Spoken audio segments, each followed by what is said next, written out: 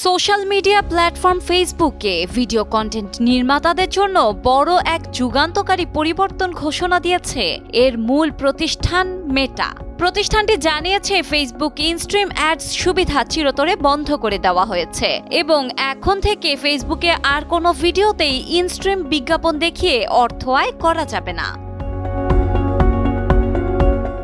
এই সিদ্ধান্তের পাশাপাশি মেটা ঘোষণা দিয়েছে 2025 সালের 31 আগস্ট থেকে বন্ধ হয়ে যাবে অ্যাডস অন রিলস ও পারফরম্যান্স বোনাস প্রোগ্রাম। অর্থাৎ কন্টেন্ট নির্মাতারা যারা এখন রিলস থেকে বিজ্ঞাপন এবং পারফরম্যান্স বোনাসের মাধ্যমে আয় করে আসছিলেন তাদের জন্য সেটিও বন্ধ হয়ে যাচ্ছে আগস্ট থেকে। সবচেয়ে বড় পরিবর্তন এসেছে ভিডিও ফরম্যাটে।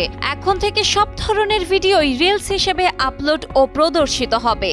এমনকি 3 বা 10 মিনিটের মতো দীর্ঘ ভিডিও রিলস হিসেবেই গণ্য হবে ফেসবুকে। তবে এতে সময়সীমার কোনো বাধ্যবাধকতা থাকছে না। অর্থাৎ রিলসের পরিচিত সংক্ষিপ্ত ফরম্যাটের বাইরে গিয়েও এখন দীর্ঘ ভিডিও আপলোড করা যাবে। তবুও সেগুলোকে ফেসবুক রিলস আকারে ট্রিট করবে। এতে রিলস এখন শুধু একটি ফরম্যাট নয়, বরং ফেসবুকে ভিডিও কন্টেন্টের একমাত্র কাঠামো হিসেবে প্রতিষ্ঠিত হচ্ছে।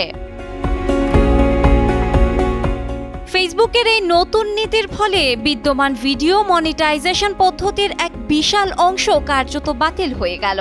ইনস্ট্রিম অ্যাডস বন্ধ হওয়ায় এখন আর দীর্ঘ কন্টেন্ট থেকে ইনকাম করার সুযোগ নেই। রিলসের ওপর নির্ভর করেও বেশি দিন আর আয় করা যাবে না, কারণ সেটির বিজ্ঞাপন ও পারফরম্যান্স বোনাস প্রোগ্রামও মেটা 2025 সালের শেষ ভাগে বন্ধ করে দিচ্ছে। মেটার তরফে জানানো হয়েছে এরপর থেকে শুধুমাত্র কন্টেন্ট মনিটাইজেশন টুলস চালু থাকবে। তবে এটি ঠিক কিভাবে কাজ করবে, তাতে কি ধরনের আয় করা যাবে সেই বিষয়ে প্রতিষ্ঠানটি বিস্তারিত কিছুই জানায়নি।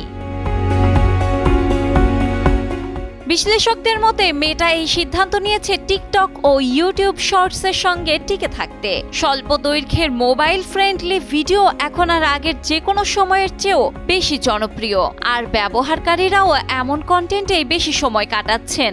এরই ধারাবাহিকতায় মেটা এখন ভিডিওর দৈর্ঘ্যের ভিত্তিতে নয়, বরং ফরম্যাট ও ভিউয়ার এঙ্গেজমেন্টের ভিত্তিতে মনিটাইজেশন পলিসি সাজাচ্ছে। তবে এই সিদ্ধান্ত ফেসবুকে লক্ষ লক্ষ কন্টেন্ট নির্মাতাদের কাছে এক বিরাট ধাক্কা। যারা বছরের পর বছর ধরে ইনস্ট্রিম অ্যাডস বা রিলসের মাধ্যমে আয় করে এসেছেন, তাদের জন্য ভবিষ্যৎ এখন অনিশ্চিত। ডেস্ক রিপোর্ট, সময়ের আলো।